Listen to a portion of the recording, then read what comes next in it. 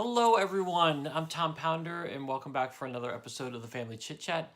Hey, my question to start us off today is: have you ever been asked to do something, or have you ever thought about doing something that you thought, well, that's just impossible. I can't do that. There's no way that can possibly happen. Well, today we're going to look at a story about how a guy named Elijah did something that didn't seem possible, and he did it all with God's help.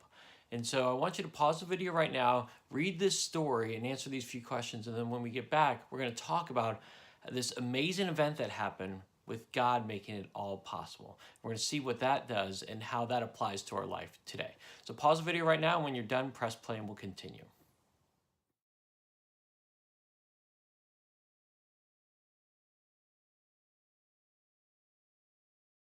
Okay, this is probably one of my more favorite stories in the whole Bible because Elijah challenged all the prophets of Baal to a competition. Whose God is better?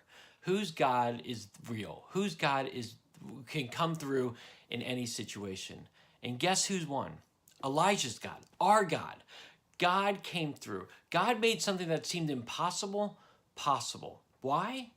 Because all things are possible with God. In fact, that's what our bottom line is today. God can do the impossible. God can do all great things. There's nothing God can't do. And we just saw this in the story of Elijah. Baal had all the prophets. He could do anything. But guess what? He didn't come through. Why? Because he's not real. But God showed that he is real, he is alive, and he can do impossible things and he can make them possible. And so I want to encourage you, whenever you think that something's not possible, whenever you think there's too much of a burden to get through, talk to God about it. Ask God for help and let him show you how all things are possible with him. There is nothing impossible with God. And so I would encourage you to submit some things to prayer and ask God for his help, especially when you see that there are things that you feel like are impossible to overcome. Hey, I also want to encourage you to be looking at the Bible verse we've been looking at all month long. Do you remember what it is?